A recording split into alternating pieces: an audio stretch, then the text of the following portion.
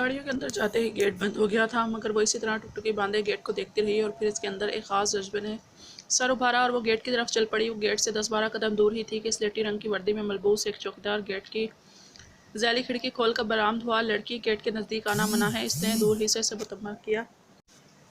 ہاں مگر اندر جانا تو منع نہیں ہے نا؟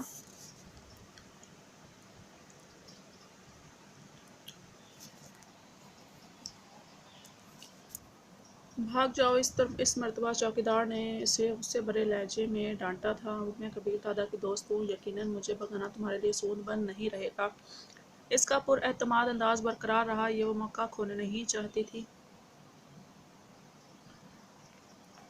اس کے منہ سے کبیر دادا کا نام سن کر چوکیدار چونک گیا اور اس کے ساتھ ہی اس کے چہرے پر شکوک پڑی پرچھائیاں لہرانے لگی تھی۔ تم ہوش میں تو ہونا؟ ایک لمحے کی خاموشی کے بعد اس کے ہونٹوں سے سرسراتی ہوئی آواز برآمد ہوئی۔ وہ مسکرائی۔ نشہ تو میں نہیں کرتی لڑکی، یہ ایڈونچر تمہیں کسی مصیبت میں نہ ڈال دے۔ چوکیدار آخری دم تک اسے نصیحت کرنے سے باز نہیں آیا تھا۔ میں نہ نشے میں ہوں، نہ مذاق کر رہی ہوں اور نہ مجھے کسی ایڈونچر کا شوق چرایا ہے۔ تم کبیر دادا کو اطلاع کر دو کہ اس کی دوست تناوش رفیق سے ملنے آئی ہے۔ اس کے بااعتماد انداز پر چوکیدار اسے گھورتا رہ گیا۔ اسے خاموش دیکھ کر وہ دوبارہ بولی تھی، دیکھو اگر میں جھوٹ بول رہی ہوں تو کچھ نہیں ہوگا، جو ہوگا مجھے بھگتنا پڑے گا، اور اگر میں سچی ہوں تو یقیناً میرے واپس جانے کی خبر کبیر دادا کو برداشت نہیں ہوگی۔ اس کی دوست کو گیٹ سے واپس بھیجنے والے چوکیدار کے ساتھ وہ کیا سلوک کرے گا، اس کا اندازہ لگانا شاید تمہارے لیے مشکل نہ ہو۔ اس مرتبہ اس کی دھمکی کام کر گئی تھی۔ چوکیدار واپس گیٹ کے اندر گیا اور انٹرکام اٹھا کر کسی سے پوچھنے لگا، اندر آ جائیں۔ 2 منٹ بعد اس نے تناوش کو اندر آنے کا کہا۔ وہ ذیلی کھڑکی سے اندر داخل ہوئی۔ چوکیدار نے اس کی بیگ کی تلاشی لی، میٹل ڈیٹیکٹر اس کے جسم کے گرد گھمایا، اس کے پاس کسی کے ہتھیار وغیرہ کی غیر موجودگی کو یقینی بنایا اور اسے اندر جانے کی اجازت دے دی۔ وہ محل نما کوٹھی تھی۔ گیٹ کی اندرونی عمارت تک سیمنٹ کا پختہ رستہ بنا تھا جو اندرونی عمارت کے قریب جا کر بائیں جانب مڑ کر گراج تک پہنچتا تھا۔ پختہ رستے کے دونوں جانب خوشنما پھولوں کی کیاریاں لگی تھیں۔ کیاریوں سے متصل آسٹریلین گھاس کے خوشنما قطعے تھے۔ کوٹھی کی بیرونی دیوار کے ساتھ سرو ایریا اور بوٹل پام کے درخت تھے۔ گھاس کے وسیع قطعے کے بیچوں بیچ شیر بپر کا ایک مجسمہ نصب تھا۔ اس کے چاروں جانب فارے نصب تھے جن کا پانی شیر کے اوپر ایک جال سا بنا رہا تھا۔ ایک سرسری نظر سے کوٹھی کا جائزہ لے کر وہ دھڑکتے دل کے ساتھ آگے بڑھی تھی۔ اندرونی عمارت کے قریب پہنچتے ہی 3 پیس سوٹ میں ملبوس ایک جوان آدمی باہر نکلا اور اس سے سوال پوچھے بغیر اسے پیچھے آنے کا اشارہ کرتا ہوا داخل ہو گیا۔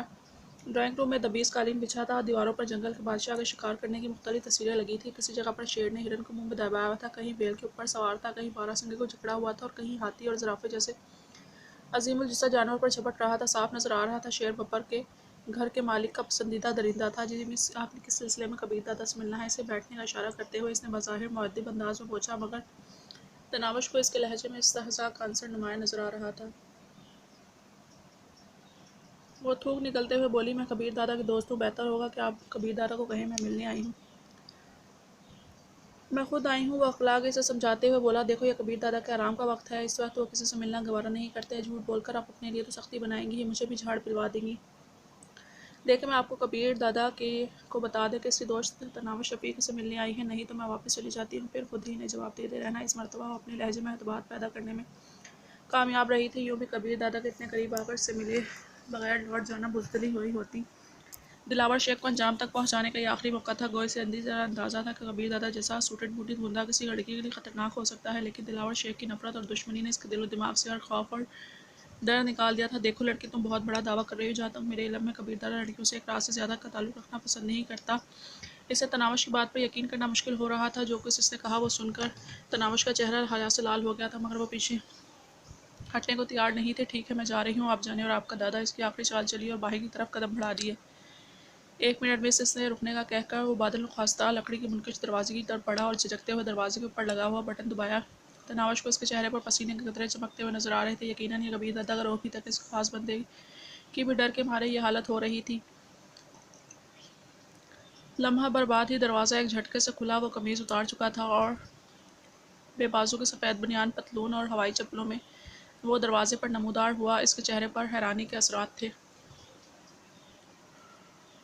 کبیر دادا خدمتگار نے خشک ہونٹوں پر زبان پھیرتے ہوئے کہا، باس صاحب کی دوست ملنے پر اصرار کر رہی تھی۔ میری دوست اس کے لہجے میں شامل حیرانی تناوش کے لیے غیر متوقع نہیں تھی۔ اس کے ساتھ ہی اس نے صوفے پر بیٹھی تناوش کی طرف دیکھا جو اسے دیکھتے ہی کھڑی ہو گئی۔ جی، یہ لڑکی کہہ رہی تھی کہ اس نے کھلاتے ہوئے بات پورا کرنی چاہیے، مگر اس سے پہلے کبیر دادا کا ہاتھ گھوما تھا اور کولوں کے بل نیچے جا گرا تھا۔ مزید کچھ کہے وہ دروازہ بند کرنے ہی لگا تھا کہ تناوش ہمت کرتی ہوئے بآواز بلند بولی، کبیر دادا، مجھ سے بات کیے بغیر آپ نہیں جا سکتے۔ اس کی بات پر کبیر دادا کو جھٹکا سا لگا تھا۔ دروازہ بند کرنے کا ارادہ تبدیل کرتے ہوئے وہ اس کی طرف متوجہ ہوا۔ اس مرتبہ اس کی آنکھوں میں دلچسپی کے آثار نمایاں تھے۔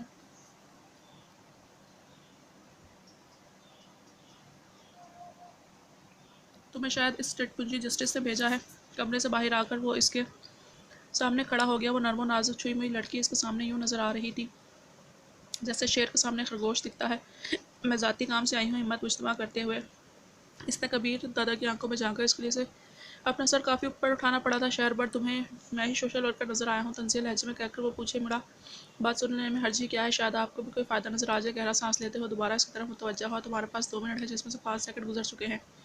اس نے کلائی پر بندھے سنہرے ڈائل کی قیمتی گھڑی آنکھوں کے سامنے پکڑ لی تھی۔ مجھے ایک آدمی کو قتل کرنا ہے اور اس کے لیے آپ کی مدد چاہیے۔ بدلے میں آپ کو جو بھی درکار ہوگا میں دوں گی۔ نہ چاہتے ہوئے بھی اس کے منہ سے قہقہ برآمد ہوا تھا جو بالکل اوپر لگ رہا تھا۔ یقیناً اس کے ہونٹ ہنسنے کے لیے نہیں بنے تھے۔ لڑکی، مجھے بالکل اندازہ نہیں ہو رہا کہ تم کیا چاہتی ہو۔ ایک بات تو یقینی ہے کہ تم کبیر دادا سے ذرا سی بھی واقفیت نہیں رکھتی ہو۔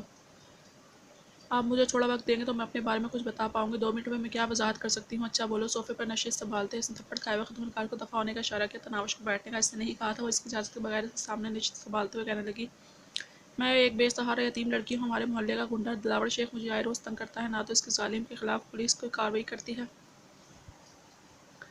اور نہ کوئی محلے دار ہماری مدد کرتا ہے۔ اس نے میرے بڑے بھائی کو بھی بے دردی سے قتل کر دیا ہے۔ وہ کہتا ہے کہ جیسے ہی میں BA کر لوں گی وہ مجھ سے شادی کر لے گا، اور اگر اس سے پہلے میں نے کسی سے شادی کی کوشش کی تو وہ اسے قتل کر کے اسی وقت مجھ سے شادی کر لے گا۔ تو کبیر دادا نے ساری تفصیل سنتے ہی کندھے اچکائے تھے۔ کیا میں خوبصورت نہیں ہوں؟ تناوش نے اس کی آنکھوں میں دیکھتے ہوئے بے باکی سے پوچھا تھا۔ مجھے تمہاری خوبصورتی سے کیا لینا دینا؟ دلاور شیخ کو قتل کرنے میں میری مدد کرو اور مجھے حاصل کر لو۔ یہ بات کرتے ہوئے اسے خود بھی اندازہ نہیں تھا وہ کیا کہہ رہی ہے۔ تم پاگل ہو یا احمق ہو؟ دلاور شیخ سے اپنی عزت بچانے کے لیے تم اپنی عزت ہی بیچ کر اسے مارنا چاہ رہی ہو؟ عزت نہیں بیچ رہی بلکہ ہم دونوں کا نکاح پڑھایا جائے گا۔ کیا یقیناً تم جاگتے میں خواب دیکھنے کی عادی ہو؟ کبیر دادا نے اٹھنے کے لیے پر تولے تھے۔ اتنی دیر اس سے باتیں کرنے کے بعد تناوش کے دل میں کوئی جھجک باقی نہیں رہی تھی۔ وہ فوراً اسے روکتے ہوئے بولی، صرف نکاح پڑھوا لینا، اس کے بعد بے شک مجھے اپنی رکھیل سمجھ کر پاس رکھ لینا اور اپنے لوگوں سے بھی، جاننے والوں کو بھی یہی بتا دینا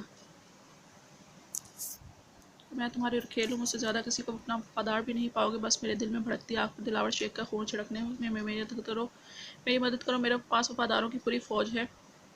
تم جیسی کمزوری کی وفاداری سے مجھے کیا حاصل؟ کبیر دادا نے بظاہر منہ بنایا مگر نہ جانے کیوں تناوش کو اس کا بیزاری ظاہر کرنا مصنوعی لگ رہا تھا۔